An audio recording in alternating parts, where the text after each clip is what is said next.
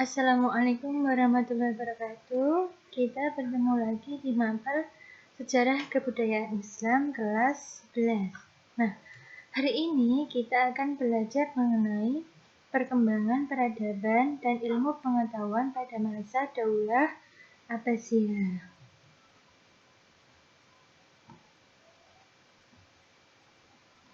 Perkembangan peradaban pada masa Daulah Abbasiyah itu mengalami puncak kejayaannya itu pada masa Harun al-Rasyid. Kemajuan ilmu pengetahuan dan teknologi Daulah Abbasiyah puncaknya itu berada di bawah kepemimpinan Khalifah Harun al-Rasyid. Ada dua hal di sini yang mempengaruhi. Yang pertama itu terjadinya asimilasi atau peleburan budaya antara bangsa Arab dan bangsa-bangsa lain yang lebih dulu mengalami perkembangan di bidang ilmu pengetahuan. Kemudian yang kedua itu adanya gerakan penerjemahan di bidang filsafat, kemudian di bidang kedokteran, kemudian di bidang ekonomi, juga di bidang astronomi, kemudian juga di bidang matematika. Tokohnya antara lain di bidang filsafat itu ada Al-Kindi. Di bidang kedokteran itu ada Jabir Ibnu Hayyan. Kemudian di bidang matematika itu ada Umar Al-Farukhan. Kemudian di bidang astronomi atau perbintangan itu ada Al-Farazi. Nah, pelopor gerakan penerjemahannya di dinasti Abbasiyah itu adalah Al-Mansur. Dia juga merupakan salah satu khalifah yang membangun kota Baghdad. Nah, Al-Mansur ini memperkerjakan orang Persia yang baru masuk Islam seperti Ibnu Buat, kemudian Ibrahim Al-Farazi, Ibnu Isa. Untuk apa? Untuk menerjemahkan karya-karya di dalam bahasa Persia, khususnya di bidang astronomi. Untuk apa? Untuk menjadi acuan atau petunjuk dalam bagi kafilah untuk berlayar juga maupun untuk di darat. Kemudian keinginan untuk mengembangkan iptek itu sangat tinggi pada masa pemerintahan Al-Ma'mun. Ya, dua hal yang mempengaruhi terjadinya puncak kejayaan peradaban di Daulah Abbasiyah. Nah, kemudian faktor kemajuan peradaban Daulah Abbasiyah. Yang pertama itu ada faktor politik. Apa itu? Yang pertama, pindahnya ibu kota negara dari Al-Hambar atau Al-Hashimiyah ke Baghdad. Itu dilakukan oleh Khalifah Al-Mansur.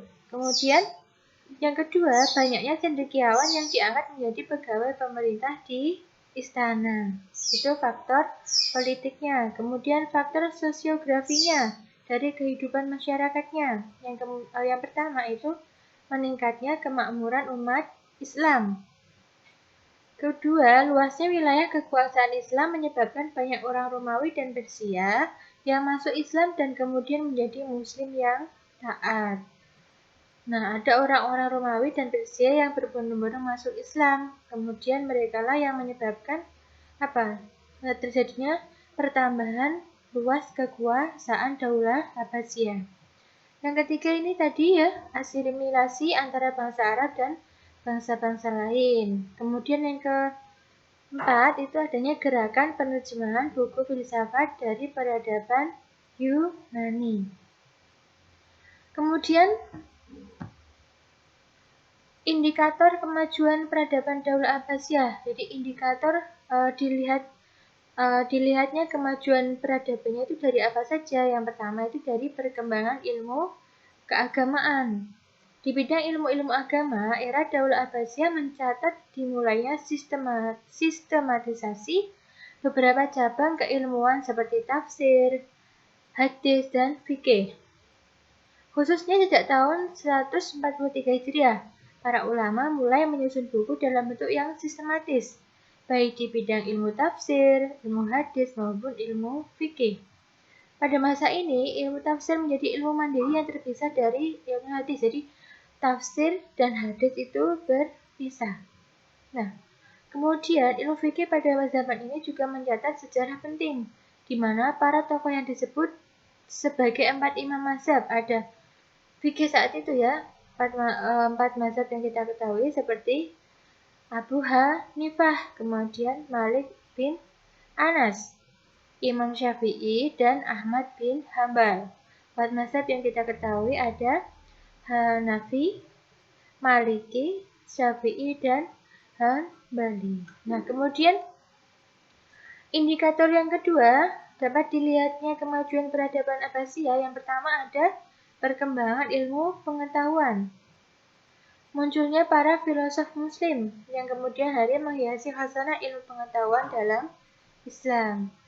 Kemudian muncul juga ilmu kimia, kemudian juga muncul matematika dan sains. Nah, untuk ilmu kimia sendiri dikembangkan kaum muslim di antaranya itu ada Abu Musa Jabir bin Hayyan al-Kufi as-Sufi pada tahun 721 sampai 815 Masehi. Kemudian untuk ilmu kedokteran, ilmu matematika, dan sains itu ada, khususnya untuk matematika itu ada Abu Ja'far Muhammad bin Musa al-Khawarizmi. Tadi ya, di slide yang kedua, itu udah ada nama-namanya.